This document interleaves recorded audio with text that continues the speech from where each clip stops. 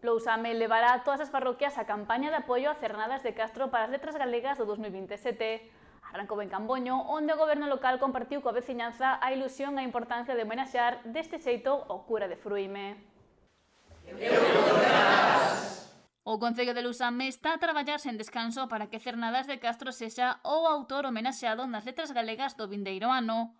O local social de Camboño acolleu recentemente a primeira sesión da presentación do proxecto Cernadas 27 para que no 250 aniversario do pasamento do cura de Fruime se conmemore e recorde o seu traballo en prol do galego. Foi intentado xa 3 veces na Real Academia Galega, pero tamén é verdade, e non atrevo a dicir non personalmente, sino pola unión que hai en todos os aspectos que comentei antes, creo que nunca se fixo coa forza que estamos facendo agora, porque hai unha unión total, xa non só a corporación, sino un acontecido asociativo das asociacións de veciños e con todos os veciños do Concello de Lousame en xeral, vale? Entonces, por primeira vez, digamos, incluso rodamos un vídeo para presentar a candidatura antes, non é un vídeo despois de gañar e demais, como se fai outras veces, e por primeira vez tamén, ademais, estamos continuamente petando a todas as portas. Puxo en valor a unidade amosada pola Corporación Municipal na proposta de Cernadas para as letras galegas.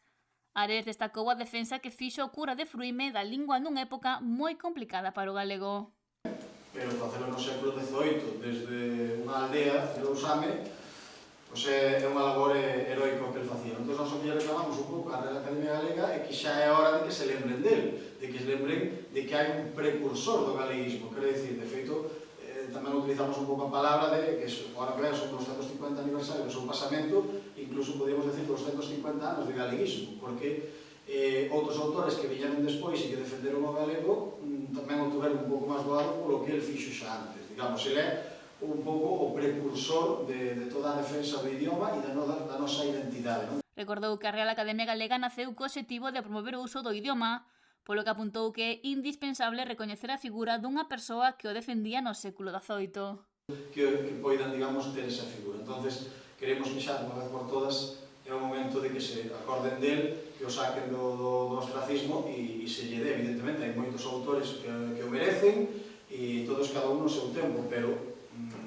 non ten lógica que as décadas que levamos xa dedicando cada ano a un personaxe, pois que, digamos, ao precursor do galeguismo nunca se lle dedicara. Entón, plantexámonos esta vez facelo en serio, poñer toda a carne encima do asador, facer toda a forza que poidamos, todos os actos que poidamos, estamos tocando en todas as portas tamén da Real Academia para entrevistarnos cos académicos. Están a levar esta campaña por todo o municipio, xa que este recoñecemento poría Cernadas e a Lousame no mapa de Galicia a nivel cultural. Sale como que isto é un clamor político, veciñal e que hai unha unidade tremenda. Iso creo que é o que temos que seguir amosando, traballando e peleando. É difícil conseguirlo? Sí, é moi difícil conseguirlo, pero o traballo vai quedar aí. E o ano que ven, pois se non lo dan, pois o celebraremos, e se non lo dan, celebraremos igualmente o 250 aniversario do pasamento, porque lo merece igual. O traballo vai quedar aí. Nesta presentación tamén se proxectou o vídeo promocional da candidatura de Cernadas de Castro ao Día das Letras Galegas 2027, traballo realizado por Luís Avilés.